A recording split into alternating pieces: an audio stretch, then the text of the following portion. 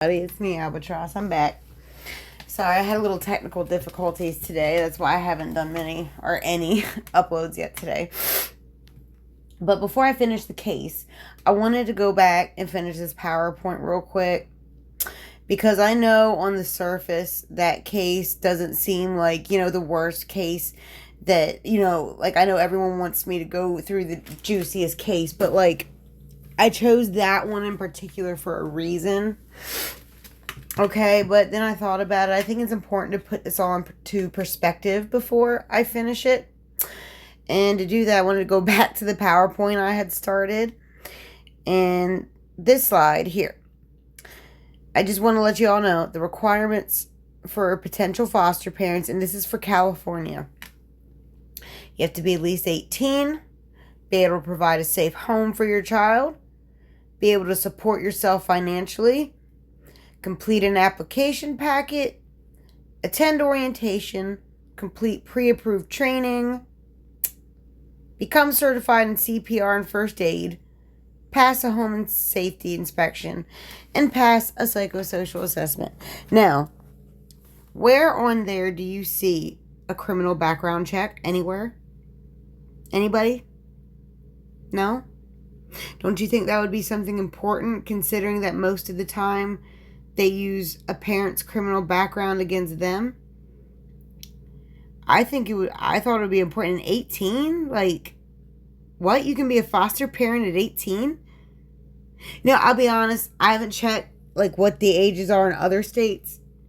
And maybe it's 18 in every state. I don't know, but if that's the case, that's crazy. Right? Am I wrong? Someone tell me in the comments if that doesn't seem weird. Or that's not even, but the weirdest part is there's no investigation to backgrounds, nothing like that. They don't even mention if they check if they're on the sex offenders list. They don't even mention that. What the fuck? So yeah, I thought that was very interesting. I wanted to, keep that in mind. Okay.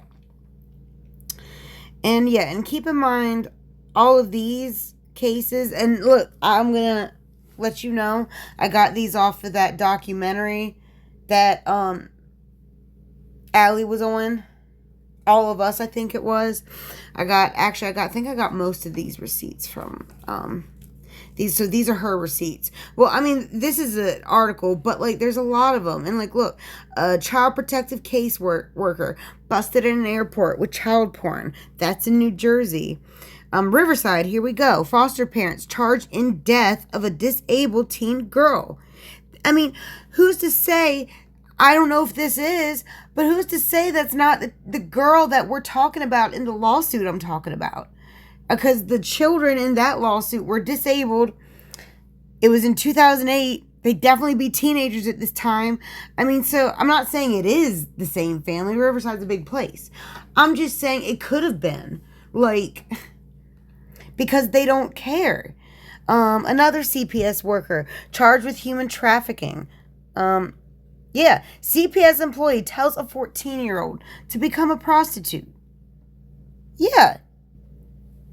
But yeah, that's the kind of advice these CPS people are giving to these children. This is just one of many examples. And here, this is Allie, right here. Look, she was missing for a whole year because they refused to let her mom adopt her. Yeah, that was something I had pulled up because they are lying about her age. That's all I wanted to say about that. I blocked out all that stuff because this was from years ago. So she wouldn't even live there, but I just wanted to block all that out just in case. Okay, yeah. And I wanted to go over the receipts she had in this documentary because I don't think they gave this as much attention as they should have. But here, I'll give it some attention. I'm going to read it. This is from the same CPS that this lawsuit I'm talking about is coming from. This is 2 years after the lawsuit I'm talking about. Okay? This is March 11th, 2010. Announced face-to-face visit with Tori at her placement in California. She appeared to be free from any visible signs of abuse or neglect and free from any visible marks or bruises. Tori was wearing white basketball shorts and a black fitted t-shirt, which was appropriate for the mild weather. I introduced myself as her new social worker and explained to Tori my goal of working with her to help her while she remains in placement. Tori reported that she was glad she was able to have a new social worker and was willing to start fresh. I asked her how things were going at the group home, and she reported that everything was fine, but she knew that it was in the area of where a former boyfriend, age 27, was and was worried that he would be able to find her. I informed Tori that I was hopeful that she would be able to feel safe while I think that's a typo, while staff, as she would be supervised and would be able to say another typo. That wasn't my mistake, that was the typo. Able to stay at the group home without him knowing where she was. Tori agreed, but reported that it causes anxiety for her. And this is a 27-year-old male that she's telling them that she is scared is going to find her. And they're just like, oh, well, we hope you'll feel safe, in your group home. And then she ends it with, but reported that it causes anxiety for... Yeah, well, no shit. She's a child. Okay, and this is from the next month, April 20th, 2010. An unannounced visit with Tori at her school. She appeared to be free from any visible signs of abuse or neglect and free from any visible marks or bruises.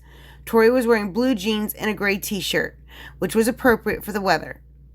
Tori reported that she was glad that she was able to get back into school and was looking forward to completing her classwork. She showed me a list from each of her classes with the required classwork she needed to earn credits for these classes. I asked her what the highlighted section means, and she stated that when she turns in... Sorry, guys. Lost my place. Okay. When she turns in her work, her teacher highlights the sections that she has completed. Tori reported that she currently has 22 credits. I explained to Tori that she has a lot of making up to do, and she agreed. Tori asked me if I had spoken with her mother, whom she calls by her first name, and I explained that I had spoken to her yesterday. Tori stated that she does not want to visit with her, as she believes that as soon as whoever finds out that she is doing well, her biological mother finds out that she is doing well, she will try her hardest to sabotage her.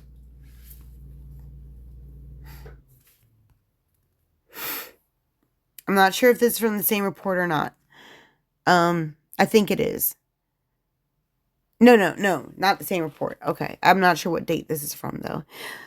Later in the day, I received a phone call from the facility manager of Tori's group home, who reported that Tori did not return from school today as expected and is currently on runaway status. Per whoever, other residents in the home claim that Tori told them that she needs time away from the group home and is going to, quote, L.A. to party for the weekend. The other residents claim that Tori indicated her intent to return to placement next week. Tori has also reportedly told others that she has a 27-year-old boyfriend. I left a voicemail message for whoever requesting to hold Tori's bed for the weekend. Yeah, just left it at that. That she has a 27-year-old boy. So this is the boy that she told them she had anxiety would find her. Okay? And then they found her. The same social worker, I'm assuming. Well, even if it's not, they still have access to her file and know. Now, this is very... I have tried to resize this document as many ways as I could to read it. It is incredibly blurry. I'm going to have to do a whole separate video where I try to read it. Because, I think I can make through most of it, but it's very hard to read. Whoever edited that documentary, I'm sorry. They did a great job in other ways, but, they could have done a better job at making this more seeable. But I will break it through. I'll break through it, though. I promise. I'll be back. But that's going to have to be a whole separate video. And then on the same documentary... Oh, wait, we'll have to come back. We'll have to do another video on this. But yeah, that was my point with CPS, right? Like, that's what you got to keep in mind. These are Allie's receipts from CPS on how they knew this stuff was going on and did nothing.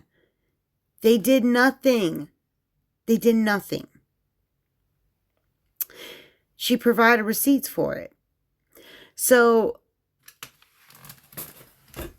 these are the same people. Like in every lawsuit in this time period, whether it's the one I'm reading to you currently or the other ones in this time period, it's the same two women in the appeals court terminating these parental rights forever. It's the same two women.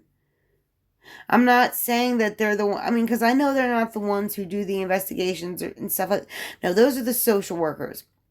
But the council definitely has the social workers' backs. They're the ones who go to court for them. And guess what else they did? Guess what else they did?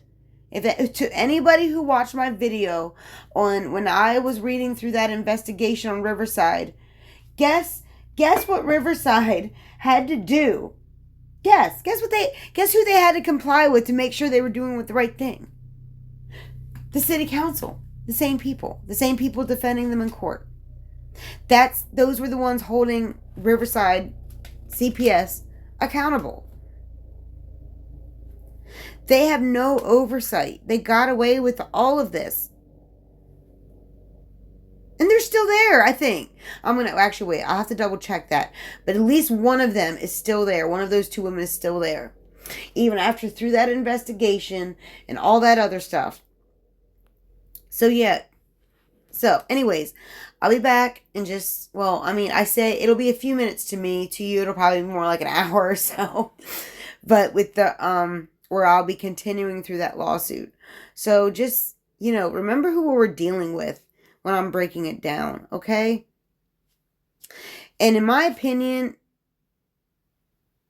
if you have been proven to be lying before, I'm automatically going to be biased and not trust you, right?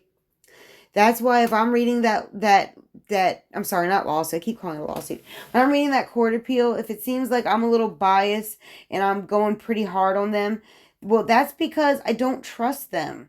They have literally been caught in a lie.